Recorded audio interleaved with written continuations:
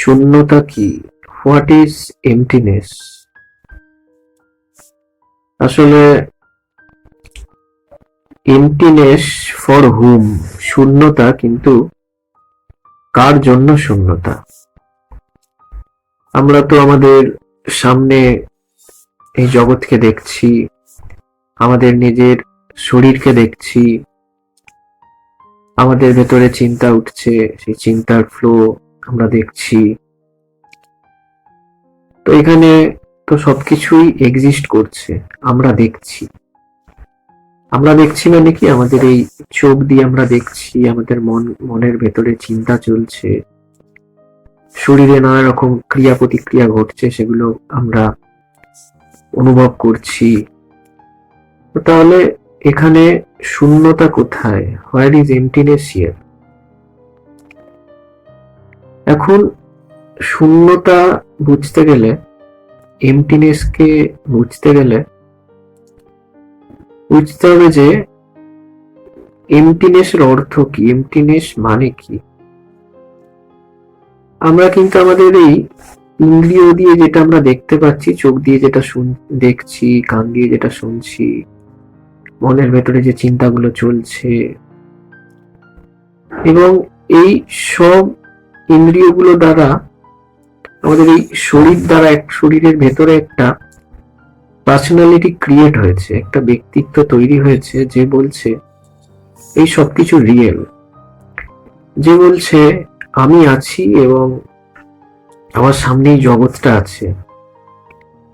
তখনই কোনো বুদ্ধ পুরুষ এসে বলবেন যে তুমি তো বলছো যে তুমি আছো এবং জগৎ আছে, তুমি জগৎকে সার্টিফাই করছো, তো তুমি কি নিশ্চিত যে তুমি আছো?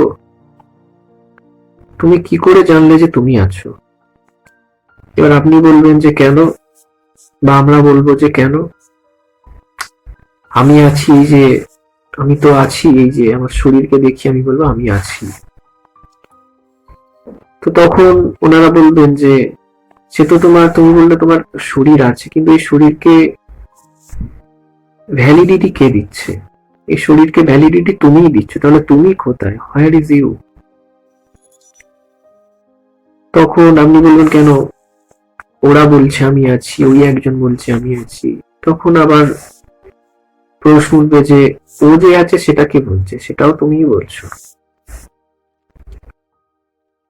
তো শূন্যতা মানে বুঝতে হবে যে শূন্যতা একটা আন্ডারস্ট্যান্ডিং, এমটিনেস একটা বোধ, যে বোধ বলছে যে এই যে জগৎটা আমরা দেখছি, আমাদের শরীর এবং তার চারপাশে যে জগৎটা দেখছি, এই জগৎটা চয়েসলেসলি এক্সিস্ট করছে, একটা মেশিনারি, একটা অটোমেটিক মেশিনারি, যেটা ঘটছে, যেটা ফ্লো করছে। এখানে সলিড কিছু নেই। আমরা ভাবছি we are static, we are solid, কিন্তু অ্যাকচুয়ালি আমরা সলিড নই, আমরা স্ট্যাটিক নই। আসলে আমাদের যেহেতু একটা নাম দেওয়া হয়েছে, আমরা ভাবি যে আমি অমুক, হয়তো আমার নাম ক।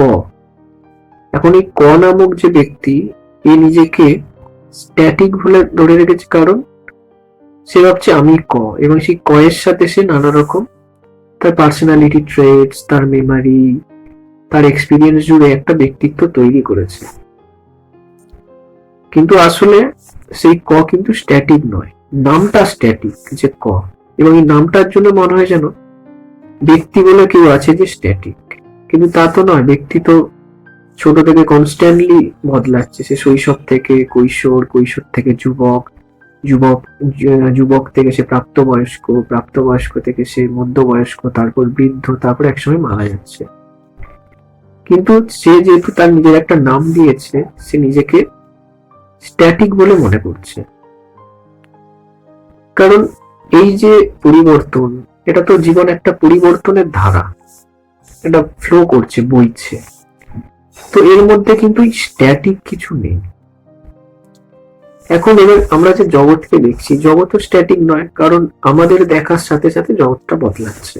আমরা যেরকম বদলাবো জগৎটাও তার সাথে সাথে বদলে যাবে। মানে আমরা যেরকম ছোট ছিলাম তখন যেভাবে দুনিয়াটাকে পারসিভ করতাম, যখন আরেকটু বড় হলাম আমাদের পারসেপশন বদলালো, মানুষ সম্পর্কে, আমাদের বন্ধু বান্ধব সম্পর্কে, আত্মীয় স্বজন সম্পর্কে, চারপাশের প্রকৃতির সম্পর্কে আমাদের পারসেপশন বদলালো।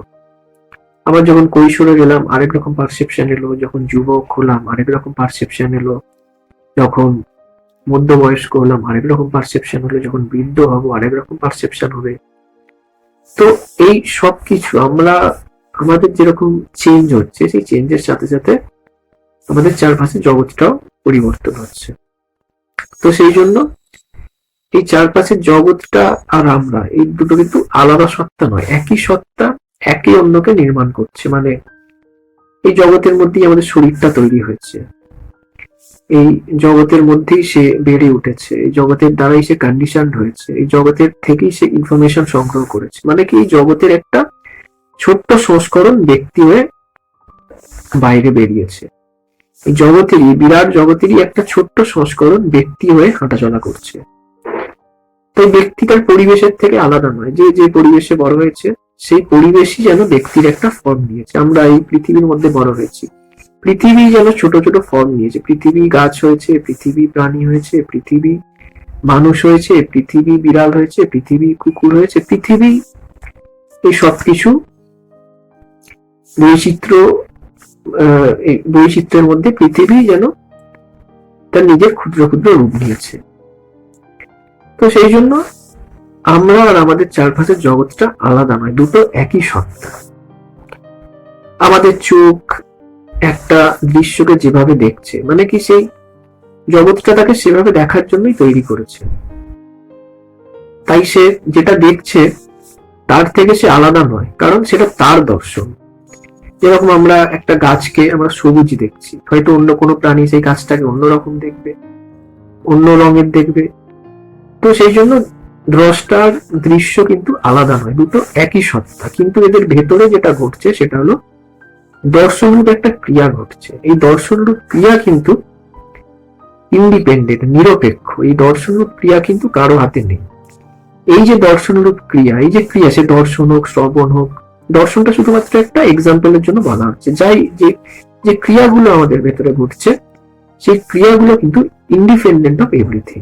এই ক্রিয়াগুলোই সবকিছুকে গঠন করে, এই ক্রিয়াগুলোই একটা ব্যক্তি তৈরি করেছে, এই ক্রিয়াগুলোই একটা পুরো প্রাণী জগৎ তৈরি করেছে, এই ক্রিয়াগুলোই সমগ্র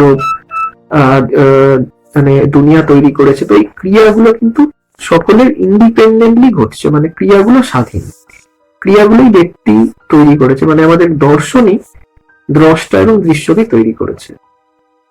এবং এই ক্রিয়াগুলো কি বলা হয়? ঈশ্বর।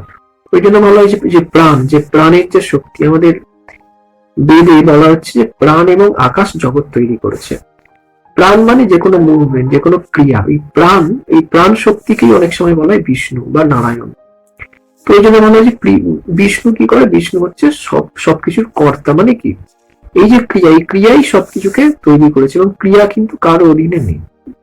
ক্রিয়াগুলো স্বতই ঘটছে। ক্রিয়া হলো, এই ক্রিয়াকেই প্রকৃতি বলা হয়েছে, যে প্রকৃতিতে ক্রিয়মাণানি। গীতায় শ্রীকৃষ্ণ বলছেন যে প্রকৃতিতে ক্রিয়মাণানি, যে প্রকৃতি ক্রিয়া করছে। তো ক্রিয়ারই অপর নাম প্রকৃতি, ক্রিয়ারই অপর নাম মায়া, আবার ক্রিয়ারই অপর নাম মা। অর্থাৎ মা, মায়া, প্রকৃতি, ঈশ্বর, এগুলো সব সমার্থক শব্দ। তো সেই জন্য আমাদের ভেতরে যে ঘটছে, আমরা কিন্তু এগুলো কোনো ব্যক্তিগত কোনো ডুয়ার নেই। যা ঘটছে ইন্ডিপেন্ডেন্টলি ঘটছে, ইউনিভার্সালি ঘটছে। তাই আমাদের যে মনে হচ্ছে আমরা আছি, আমাদের যে অহং, যে আমি, এই আমি সম্পূর্ণ রকম ভাবে মিথ্যা। অহং মিথ্যা, কারণ যা ঘটছে তা এমনি ঘটছে। কিন্তু যেহেতু আমাদের ভেতরে একটা ইনফরমেশন, কিছু তথ্য দিয়ে একটা ব্যক্তিত্ব তৈরি হয়ে গেছে, এবং প্রত্যেকে আমরা আলাদা আলাদা নাম দিয়েছি, এই নাম দেওয়ার জন্য মনে হচ্ছে যেন জিনিসগুলো স্থির আছে। যেমন একটা নদী, একটা গঙ্গা নদীর আমরা নাম দিয়েছি গঙ্গা নদী, এবং ভাবছি যে একই নদী হয়তো কয়েক হাজার বছর ধরে ফ্লো করছে। কিন্তু সত্যি কি একই নদী ফ্লো করছে? ওই গঙ্গা নদীতে প্রত্যেক মুহূর্তে নতুন জলের ধারা আসছে। হয়তো যেভাবে জলটা বইছে, যে গতিতে বইছে, সেই গতিগুলো একই, সেই জলের যে ধারা, সেই জলের যে পথ, সেই পথটা হয়তো একই, কিন্তু ওখানে প্রত্যেক মুহূর্তে নতুন জলের ধারা আসছে। সেই রকমই আমাদের যে ব্যক্তিত্ব বা আমাদের যে দুনিয়াটাকে আমরা দেখছি, এটা নিয়ত পরিবর্তন হচ্ছে। আমরা যেহেতু আমাদের একটা নাম দিয়েছি, আমরা প্রত্যেকটা বিষয়কে ডিফাইন করেছি নিজেদের মতো করে, তাই মনে হয় যেন জিনিসগুলো এক আছে। সত্যি কিন্তু জিনিসগুলো এক নেই। প্রত্যেক মুহূর্তে পরিবর্তন হচ্ছে, প্রত্যেক মুহূর্তে নতুন রকম ভাবে গঠন হচ্ছে, আবার সেইগুলো ধ্বংস হচ্ছে। মানে কি, জন্ম মৃত্যু পাশাপাশি চলছে। নতুন আমাদের যেরকম শৈশব থেকে আমরা বড় হচ্ছি, নতুন নতুন ইনফরমেশন নিয়ে আমাদের মধ্যে নতুন নতুন ব্যক্তিত্ব রোজ তৈরি হচ্ছে, আবার পুরানো ব্যক্তিত্ব মারাও যাচ্ছে। তাই জন্ম মৃত্যু বা সৃষ্টি আর বিনাশ পাশাপাশি চলেছে। তাই এইখানে এই ক্রিয়াগুলি ঘটছে, এই ক্রিয়াগুলোর কোনো হোল্ডার নেই যে এইগুলোকে কন্ট্রোল করছে। তো এই জন্যই ভগবান বুদ্ধ বললেন যে তুমি শূন্য, কারণ ব্যক্তি অ্যাকচুয়ালি নন ডুয়ার। অহংকার হলো মিথ্যা। এই অহংকার কি মানুষ তখন আত্মা বলে মনে করতো। তাই ভগবান বুদ্ধ বললেন অনাত্মা, মানে আত্মা বলে কিছু নেই।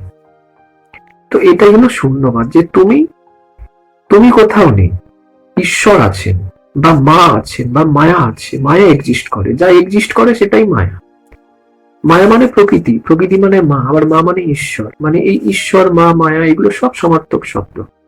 এখানে ব্যক্তি বলে কিছু নেই। ব্যক্তির অহংকার মিথ্যা, ব্যক্তির ব্যক্তিত্বে একটা ভ্রম, তার কর্তৃত্বে একটা ভ্রম। তাই ভগবান বুদ্ধ বললেন যে শূন্যম শূন্যম সর্বম শূন্যম, সবকিছুই শূন্য।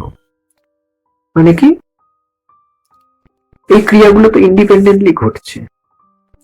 যে দেখছে, যাকে দেখছে, এইগুলো রিলেটিভ, আপেক্ষিক, কিন্তু ঘটছে কি, ঘটছে দর্শন ক্রিয়া। এবং এই ক্রিয়াগুলো কি সতই ঘটছে। তাহলে তুমি এখানে কে? তুমি এখানে কেউ নও। You are nothing, you don't exist.